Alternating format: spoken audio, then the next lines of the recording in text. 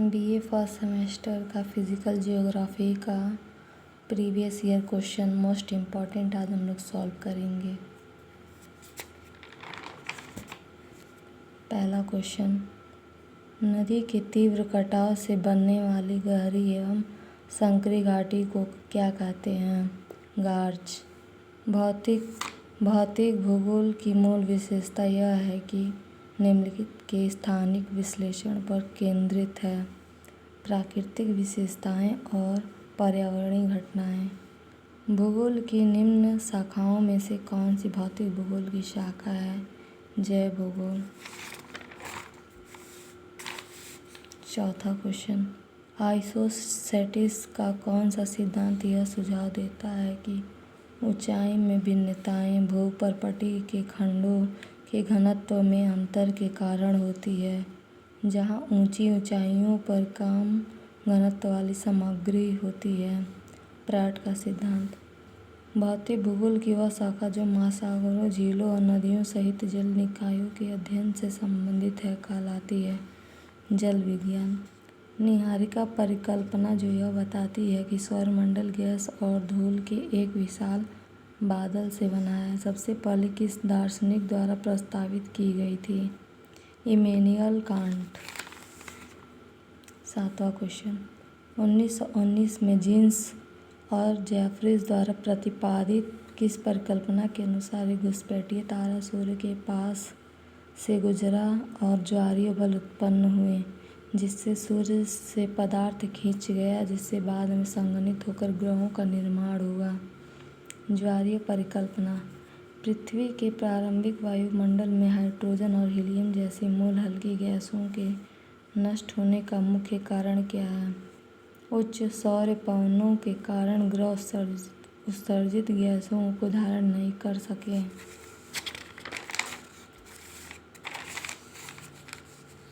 नौवां क्वेश्चन, कौन सी वास्तविक विश्व घटना स्थिति समायोजन का उत्कृष्ट उदाहरण है? अंतिम हिमयुग के बाद स्कैंडिनेविया और कनाडा में भूभागों का क्रमिक प्रतिक्षेप। प्राट की समस्थितिक परिकल्पना में एक समान क्षतिपूर्ति स्तर पर संतुलन बनाए रखने के लिए क्या बदलता है? क्रस्टल स्तंभों का घनत्व।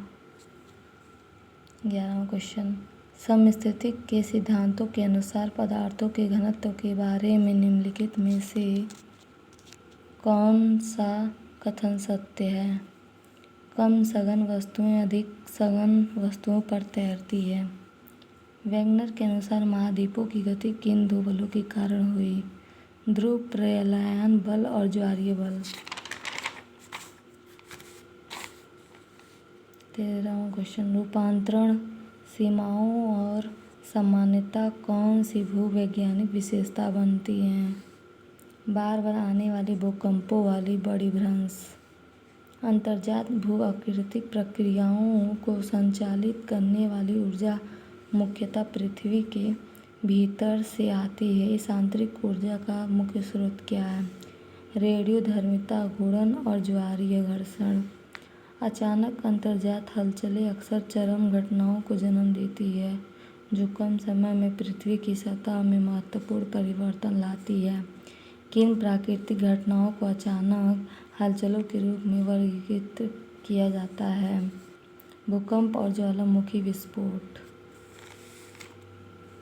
बहिर्जात बलों के बारे में निम्नलिखित में कौन सा कथन गलत है? ये पर्वतों जैसे प्रारंभिक बड़े पैमाने की उच्चवाची आकृतियों के निर्माण के पीछे प्राथमिक बल है। एक ऊपर की ओर धनुषाकार तह जिसके केंद्र में सबसे पुरानी चट्टान परतें पाई जाती हैं, उसे क्या कहते हैं?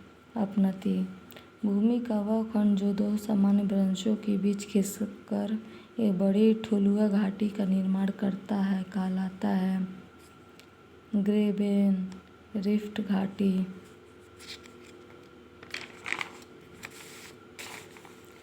निम्नलिखित में से कौन सा एक अंतर्वेदी आग्नेय चट्टान का उदाहरण है जिसकी विशेषता पृथ्वी की सतह के नीचे धीमी गति से ठंडा होने के कारण बड़े खनिज कण हैं। ग्रेनाइट। कौन सी परिस्थितियाँ बड़े डेल्टा के निर्माण के अनुकूल नहीं हैं? तेज लहरें या धाराएँ। निम्नलिखित में से कौन सी दुनिया की सबसे बड़ी प्रवाल भित्ति प्रणाली है? Great barrier reef. निम्न ज्वार तब आते हैं जब चंद्रमा और सूर्य के गुरुत्वाकर्षण बल एक दूसरे के सापेक्ष किस विन्यास में होते हैं? लंबवत 90 डिग्री के कोण पर। विश्व भर में सबसे ज़्यादा प्रवाल भित्ति कहाँ पाई जाती है? उथले उष्णकटिबंधीय और उष्णकटिबंधीय समुद्रों में। महाद्वीपीय ढाल और मगन तट में मिलने वाली गहरी घाटियों को कहा जाता है अंतःसागरीय कंदराएँ। समुद्र में पानी में लवणता कम हो जाती है जब वर्षा भारी है। निम्नलिखित में से कौन समुद्र के तापमान का प्रमुख निर्धारक है?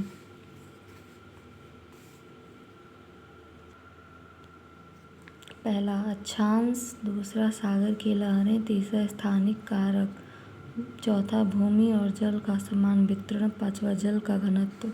नीचे दिए गए विकल्पों में से सही कूट का चयन कीजिए। बी, केवल पहला, दूसरा और चौथा। पहला, दूसरा और चौथा।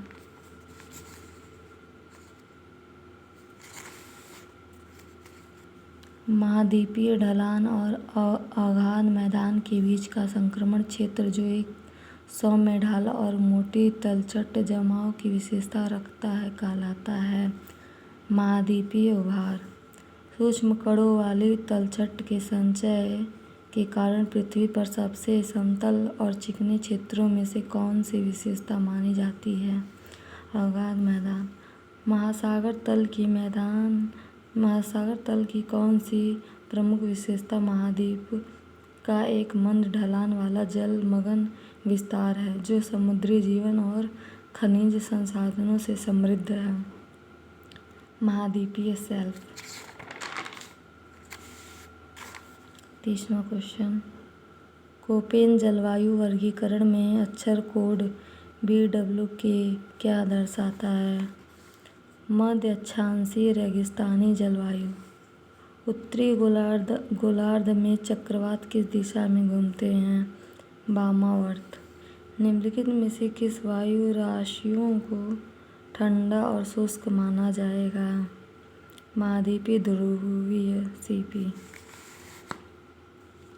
वायु की जलवाष्प धारण करने की क्षमता मुख्यतः किस कारक पर निर्भर करती है? हवा का तापमान। निरपेक्ष आर्द्रता की सामान्य इकाइयाँ क्या हैं? Degree Celsius. उत्तरी गोलार्ध में उच्च दाब प्रणाली में जुड़ी हवाएं इस प्रकार चलती हैं, बाहर की ओर और दक्षिणावर्त।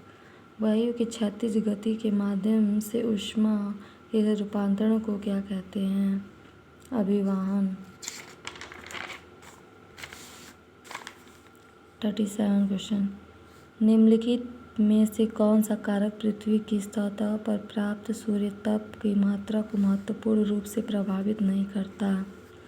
महासागरीय धाराएँ। विसर्पी मोड में अपरदन मुख्यतः होता है बाहरी किनारे पर। नाइट्रोजन और ऑक्सीजन अणुओं द्वारा सौर विकिरण के अवशोषण के कारण किस परत का तापमान सबसे अधिक होता है? तापमंडल। 40वां क्वेश्चन, ऑरोरा उत्तरी और दक्षिणी ज्योतियाँ वायुमंडल की किस परत में होती है?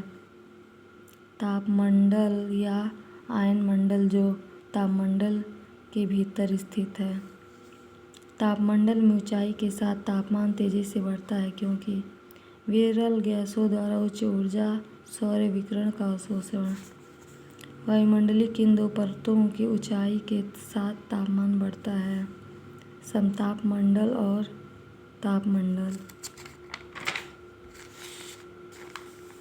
43वां क्वेश्चन, महासागरीय धाराएं तटीय क्षेत्रों में तापमान के क्षैतिज वितरण को कैसे प्रभावित करती है?